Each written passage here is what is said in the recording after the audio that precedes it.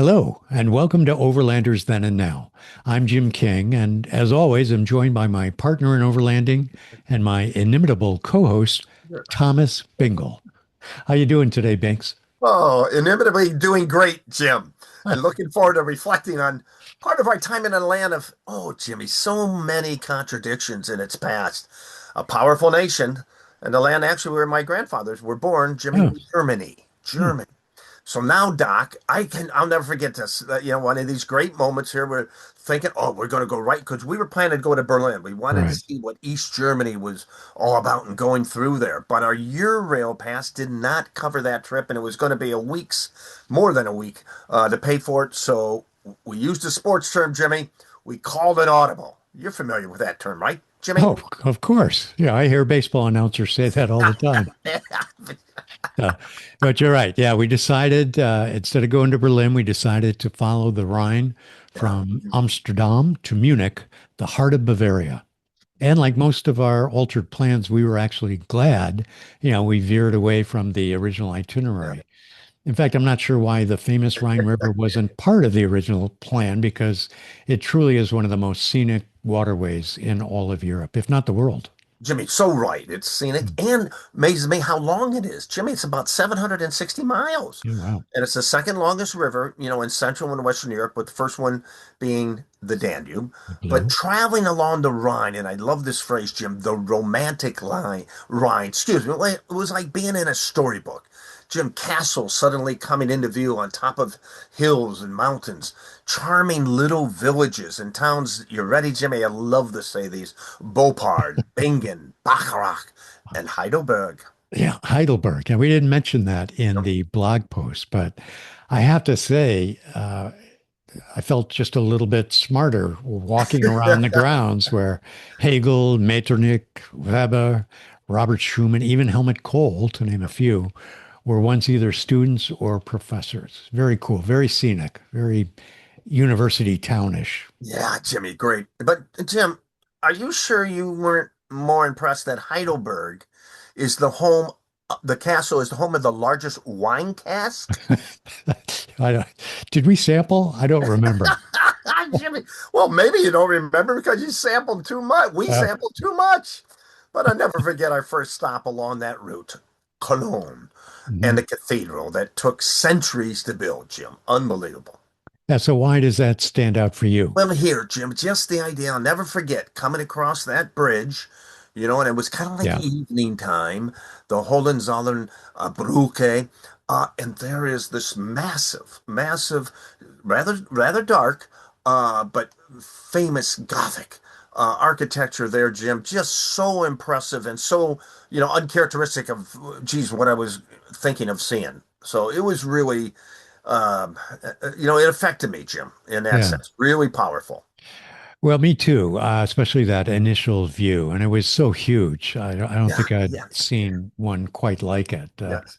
But frankly, when you compare it to some of the others we later visited, it wasn't so attractive. But Yeah, yeah, because of the dark exterior, as you yeah, mentioned. But beyond aesthetics, which I don't claim to know anything about, what struck me then and sticks with me now is the incredible wealth of the church back then and, of course, now. I don't mean any disrespect, but it got me wondering if building these mammoth places of worship is really the best use of all that money. It was kind of, I don't know, my first ding in my armor of Roman Catholicism. You Jim. know? Jim. Well, it was interesting. Are you ready? The first brick was laid on this structure in 1248, and James, it was finished in 1880, over six Okay. centuries All right. of this huge thing. And Jim, the concept of, was to impress the medieval peasantry.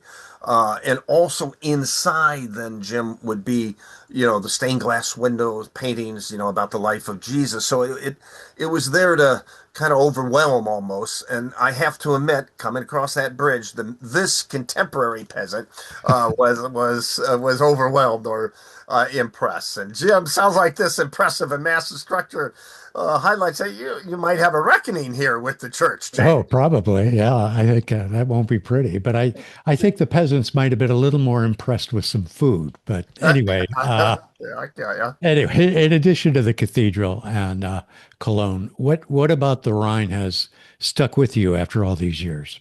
Jimmy, one magic moment, and it is a highlight. Definitely, maybe a moment in Nirvana.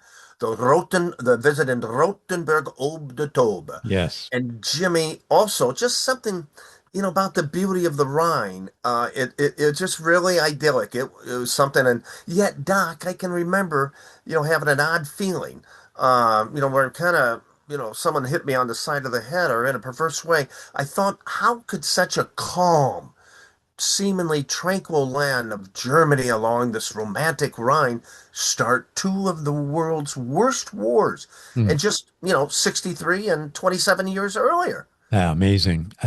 I remember seeing a documentary when I was a kid, like seventh or eighth grade, I think, and it asked the same question, how the land from which, came the music of Bach and Beethoven, the genius of Einstein and Gutenberg, and, Yeah, so many Christmas traditions. How could that same land of such beauty also produce the horrors of the Holocaust?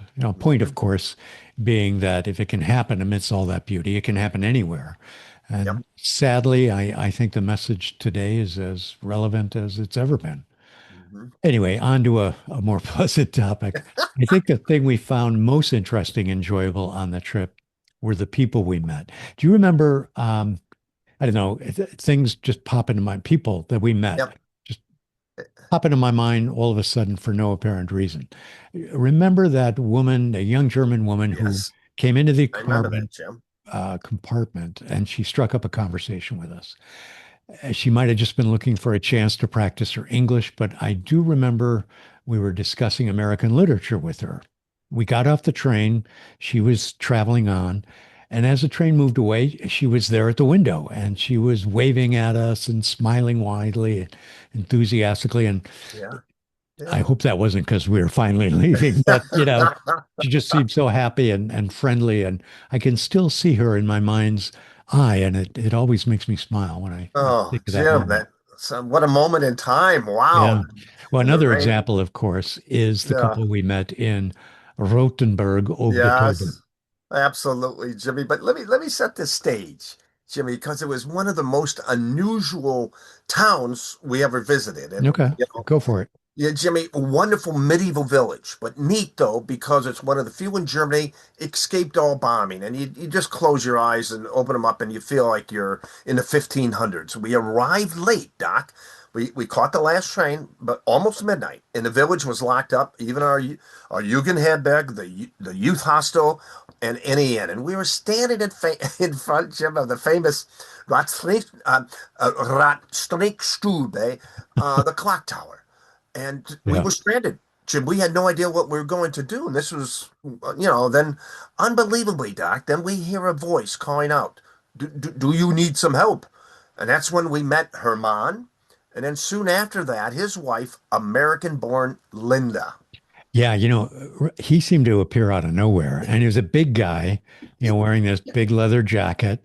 And I think if we were in a town, a deserted town in America late at night and were being approached in this way, I might have been a little Yep, Jim, I would be skeptical too. about, you know. Yes, I would. Yeah, a little skeptical. But anyway, Herman instructed us to, I think he said something like, follow me, everything is Yep, closed. And we yep, didn't think yeah, twice. yeah, We went ahead and we followed. did. And Yeah. it worked out so nice because it's such unconditional hospitality. They drove us back to their farm. They Hmm. made us dinner at midnight. It was after midnight by now. Gave us a place to sleep Yep. and a huge, very Hmm. hearty breakfast the next morning, farmer's breakfast the next morning. Yep. And then the ride back to Rothenburg. Unbelievable, Jimmy. And then it was neat because then we were able to walk with them the next day Yeah. up on Rothenburg's intact medieval walls, and they're elevated, Jimmy, above the village.